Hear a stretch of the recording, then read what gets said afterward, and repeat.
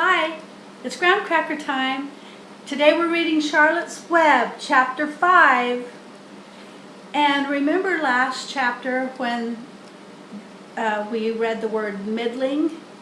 And I wasn't sure what it was. Well, I looked it up, and middling is what happens when you mill grains into flour. Like when you mill wheat into flour, then there'll be leftover husks and byproduct that has a lot of protein and fiber in it, and they use that as animal feed to help make extra animal food. So that's what middlings are. If you hear that word again, you'll know. Chapter 5 is called Charlotte, and remember, I'll show you the pictures and tell you when the pictures are being shown. The night seemed long. Wilbur's stomach was empty and his mind was full. And when your stomach is empty and your mind is full, it's always hard to go to sleep. A dozen times during the night, Wilbur woke and stared into the blackness, listening to the sounds and trying to figure out what time it was. A barn is never perfectly quiet. Even at midnight, there is usually something stirring. The first time he woke, he heard Templeton gnawing a hole in the grain bin. Templeton's teeth scraped loudly against the wood and made quite a racket. That crazy rat, thought Wilbur. Why does he have to stay up all night, grinding his clashers and destroying people's property? Why can't he go to sleep like any decent animal? The second time Wilbur woke, he heard the goose turning on her nest and chuckling to herself. "What time is it?" whispered Wilbur to the goose. "Probably about 11:30, said the goose. "Why aren't you asleep, Wilbur?" "Too many things on my mind," said Wilbur. "Well," said the goose, "that's not my trouble. I have nothing at all on my mind, but I've too many things under my behind. Have you ever tried to sleep while sitting on 8 eggs? "No," replied Wilbur. "I suppose it is uncomfortable. How long does it take a goose egg to hatch?" Approximately 30 days all told," answered the goose. "But I cheat a little. On warm afternoons, I just pull a little straw over the eggs and go out for a walk." Wilbur yawned and went back to sleep. In his dreams, he heard again the voice saying, "I'll be a friend to you. Go to sleep. You'll see me in the morning." About half an hour before dawn, Wilbur woke and listened. The barn was still dark. The sheep lay motionless. Even the goose was quiet. Overhead, on the main floor, nothing stirred. The cows were resting, the horses dozed. Templeton had quit work and gone off somewhere on an errand.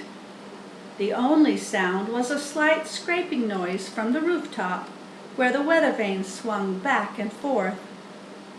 Wilbur loved the barn when it was like this, calm and quiet, waiting for light. "Day is almost here," he thought. Through a small window, a faint gleam appeared.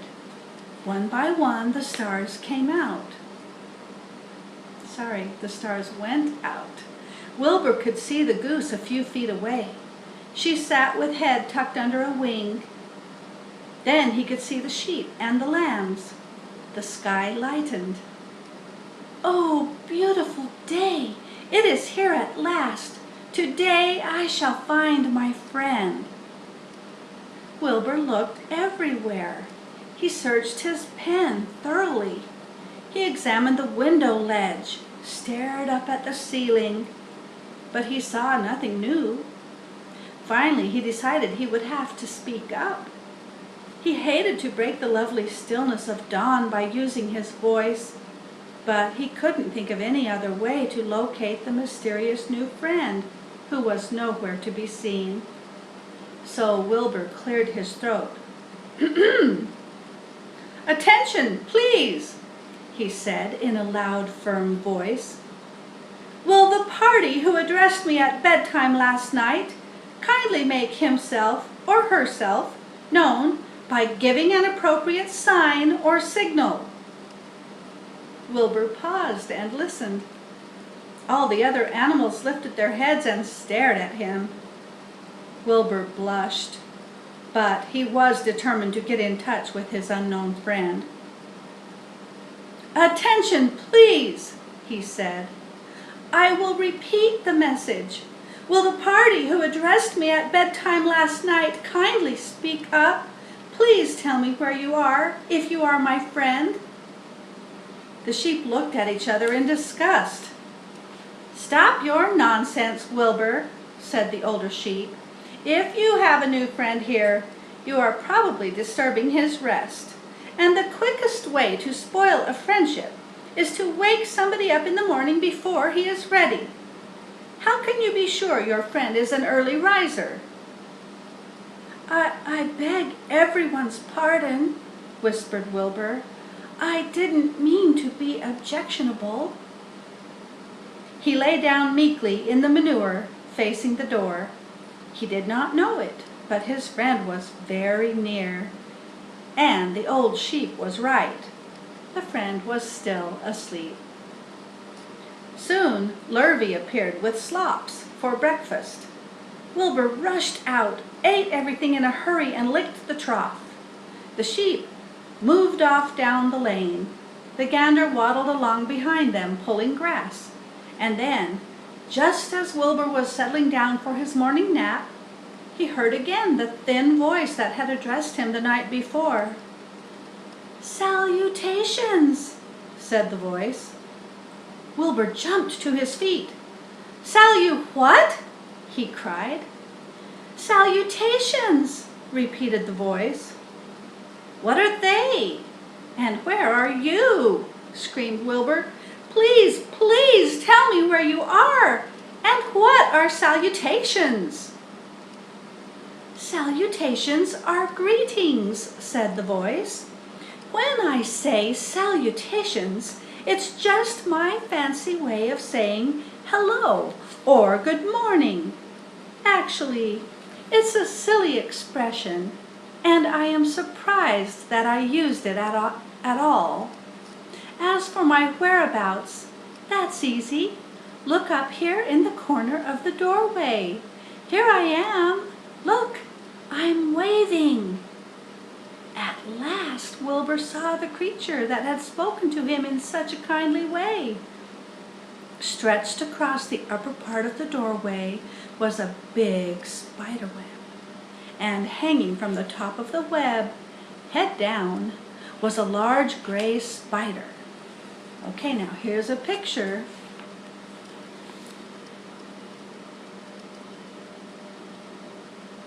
Can you see the spider?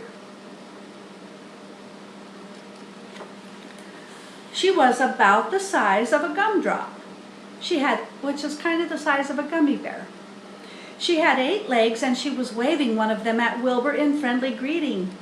"See me now?" she asked. "Oh, yes, indeed," said Wilbur. "Yes, indeed. How are you? Good morning. Salutations. Very pleased to meet you. What is your name, please? May I have your name?" "My name," said the spider, "is Charlotte." "Charlotte what?" asked Wilbur eagerly. "Charlotte A. Cavatica. But just call me Charlotte." "I think you're beautiful," said Wilbur. "Well, I am pretty," replied Charlotte. "There's no denying that. Almost all spiders are rather nice looking. I'm not as flashy as some, but I'll do. I wish I could see you, Wilbur, as clearly as you can see me." "Why can't you?" asked the pig. "I'm right here." "Yes, but I'm nearsighted," replied Charlotte. "I've always been dreadfully nearsighted. It's good in some ways, not so good in others. Watch me wrap up this fly." A fly that had been crawling along Wilbur's trough had flown up and blundered into the lower part of Charlotte's web and was tangled in the sticky threads. The fly was beating its wings furiously, trying to break loose and free itself. "First," said Charlotte, "I dive at him." She plunged head first toward the fly. As she dropped, a tiny silken thread unwound from her rear end. "Next, I wrap him up." She grabbed the fly, threw a few jets of silk around it, and rolled it over and over, wrapping it so that it couldn't move. And here's a picture.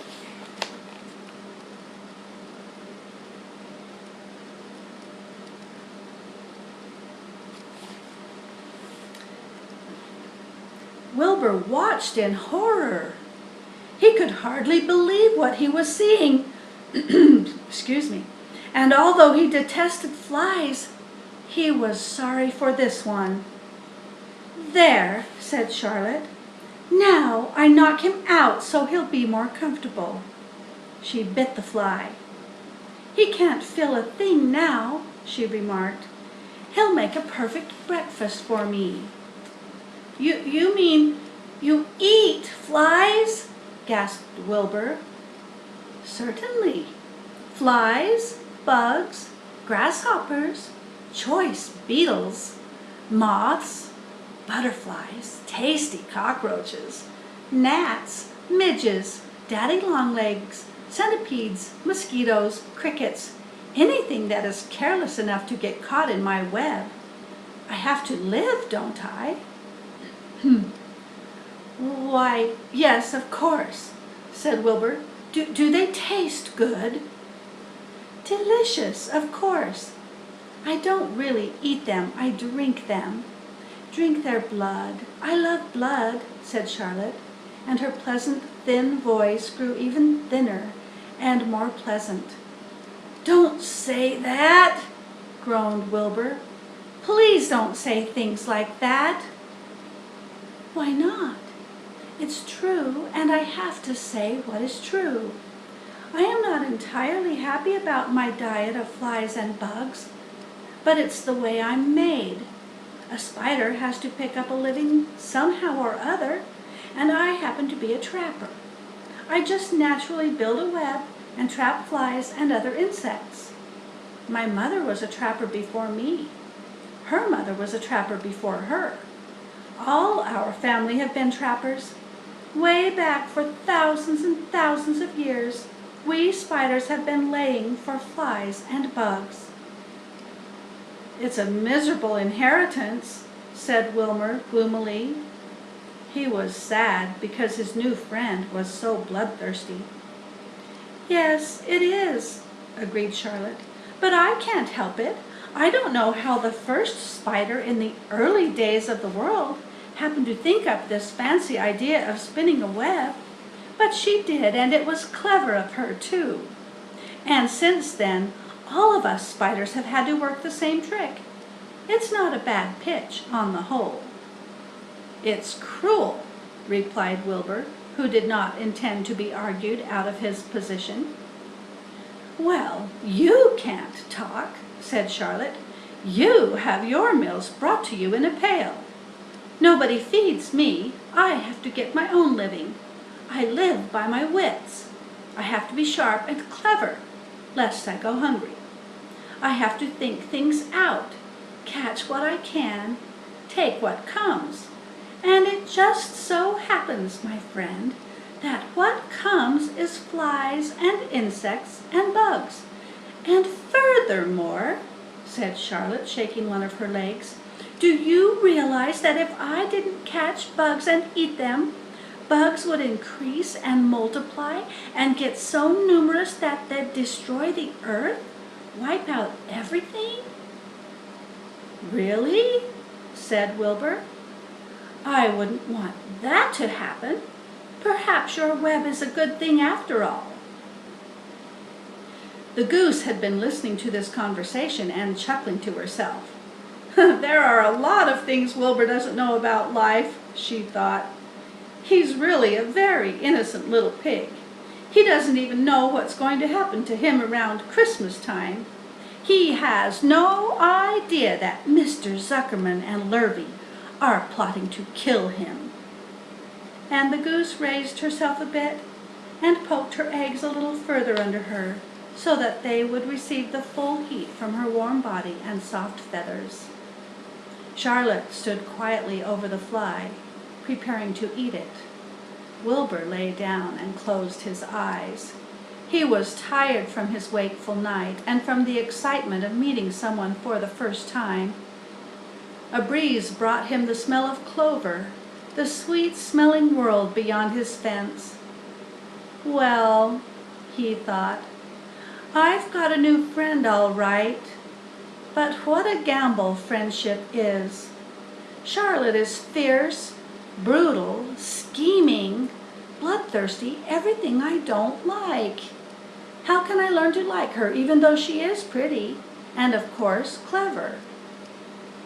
Wilbur was merely suffering the doubts and fears that often go with finding a new friend. In good time, he was to discover that he was mistaken about Charlotte. Underneath her rather bold and cruel exterior, she had a kind heart, and she was to prove loyal and true to the very end. End of chapter 5. Thank you for coming today. I love you. Bye-bye.